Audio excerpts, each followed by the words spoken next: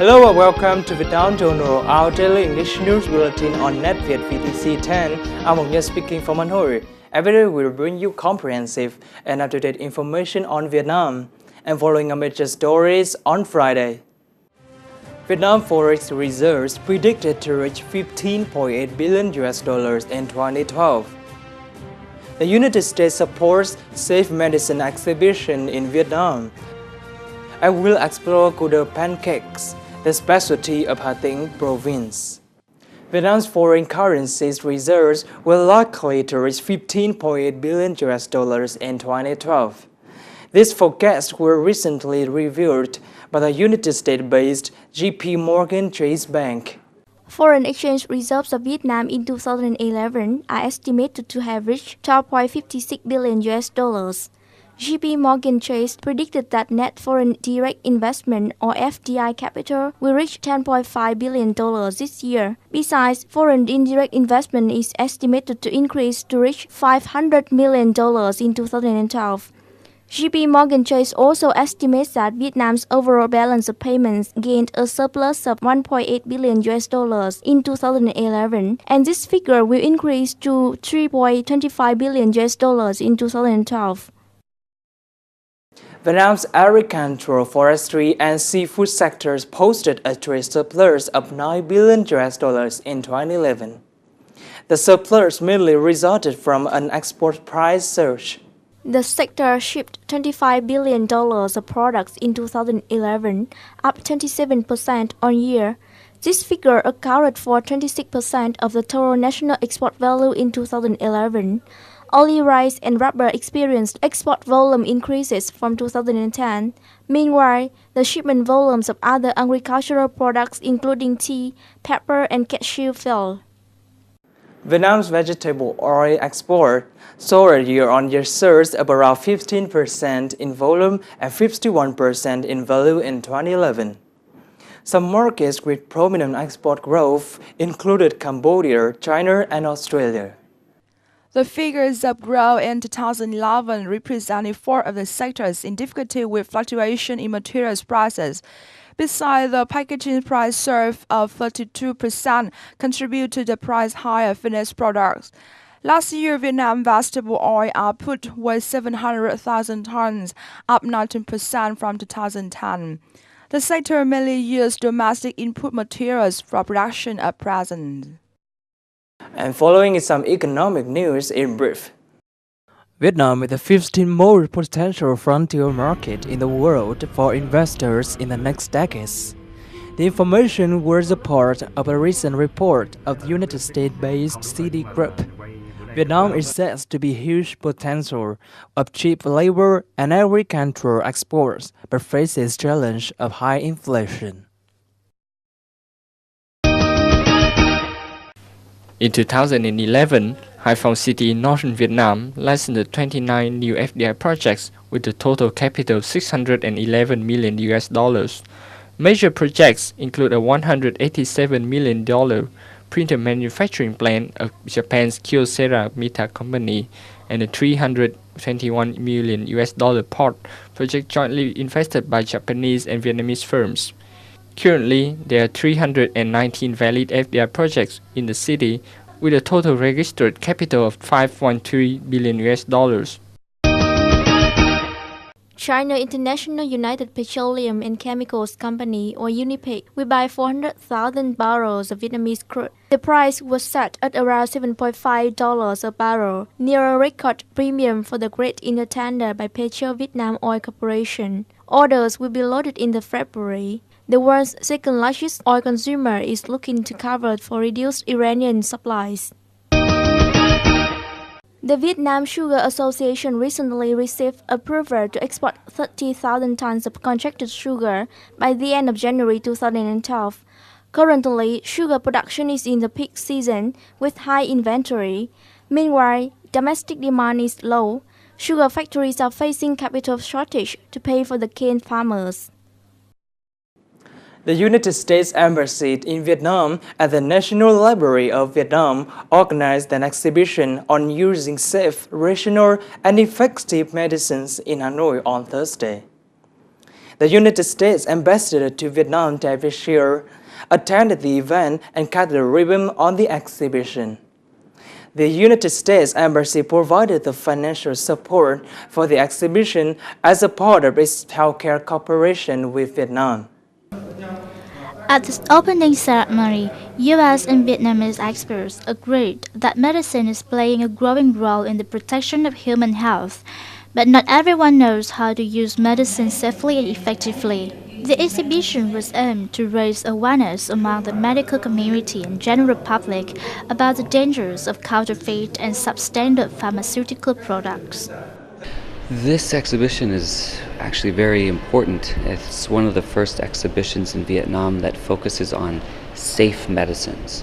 And that is a simple concept, but it's actually kind of new in the medical field. We had been using words before like counterfeit medicine and fake medicine, but those are terms difficult for people to understand sometimes. And a better way to describe the problem, the health issue of unsafe medicines, is to call it what it is, which is unsafe medicine.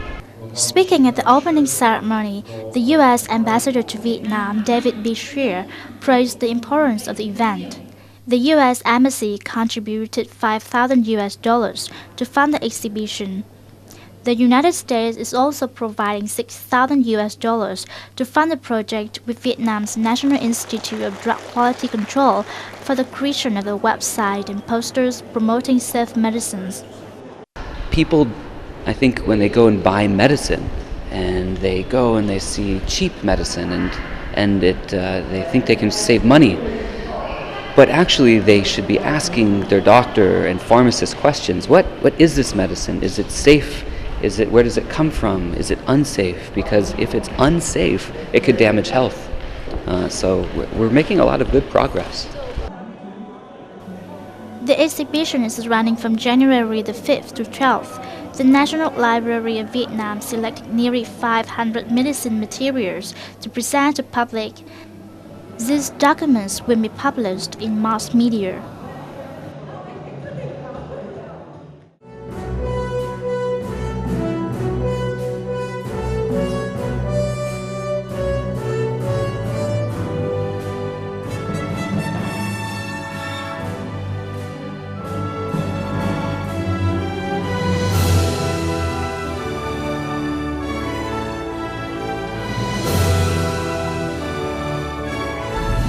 Vietnam Journal.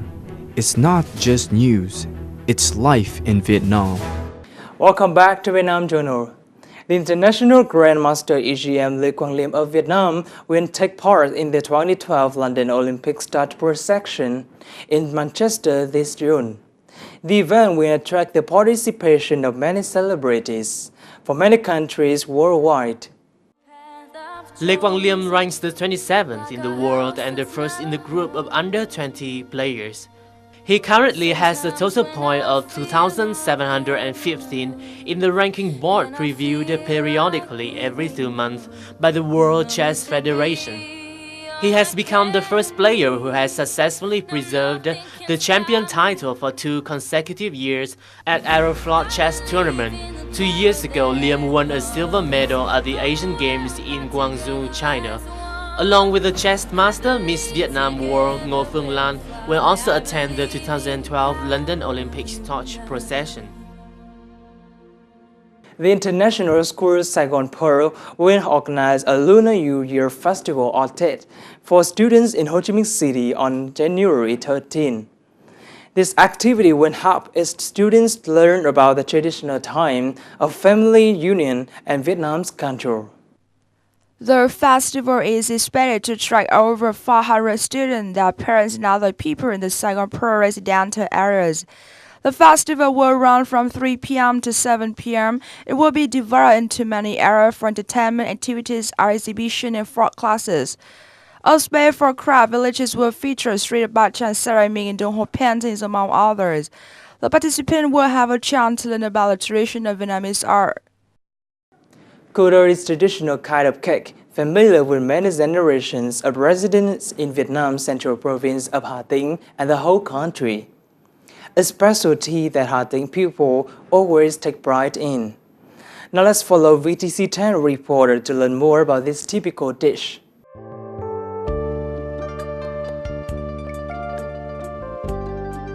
Hà Tĩnh people knew how to grow sugarcane for sugar a long time ago. This has been the vital nutrition for people's health. And people in Hà Tĩnh have created a special cake from the sugarcane, namely cu đơ.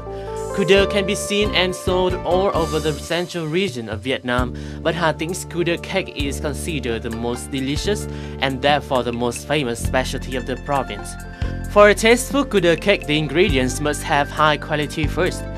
Nguyễn Văn Thư, the experienced maker of cu đơ cake in Hà Tĩnh, shared with us some tips. Chọn cái hạt lạc, nhất là cái hạt lạc vừa phải, cái hạt lạc to nó cũng ngon, mà hạt lạc nhỏ thì hay bị lép, cho nên cũng tránh lạc lép.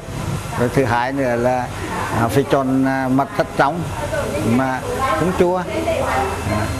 Rồi là thứ ba nữa là ông phải chọn một thứ gân mà đúng gân vùng Nghệ An, gần Hưng Khê thì nó lại là chất lượng nó thơm hơn. Chứ nếu như lấy gần Hà Nội hoặc là gần miền Nam thì lại là bỏ vào cũng mất tác dụng. Cu đơ cakes looks very simple, but the cooking process is more complicated than it looks. A cake of high quality is the one made with excellent technique and a great patience.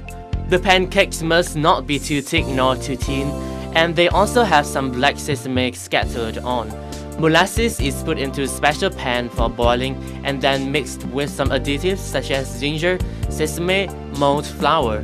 At a certain temperature, peanut is added to the pan of boiling mixture. Stirring the mixture is the most important step because any early or late action will destroy the final product. Finally, cake makers put the mixture on the rounded pancakes and then they press the two pieces of pancakes together. After finishing, they usually put about 5 to 10 cakes together in paper or nylon bags so that the cakes will remain crispy for a long time.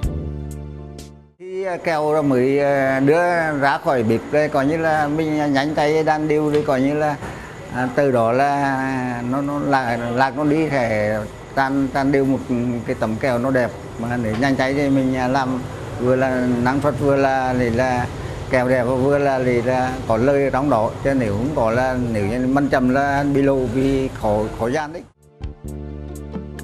Nowadays, at the heart of Vietnam's capital city, Hanoians and also people from Hà Tĩnh working and living in Hanoi still have a chance to enjoy cu đơ cakes from Hà Tĩnh. Demo Cafe is the familiar rendezvous for Hà Tĩnh people to meet up with their fellow countrymen. It is also a place where they can enjoy their genuine hometown specialty to ease their homesickness.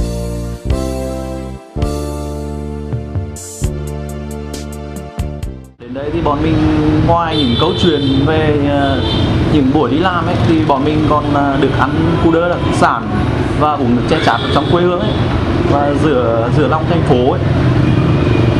Thủ đô xa nhà thế này, giống xa xứ thì bọn mình tìm đến được những cái đặc sản thế này thật là quý.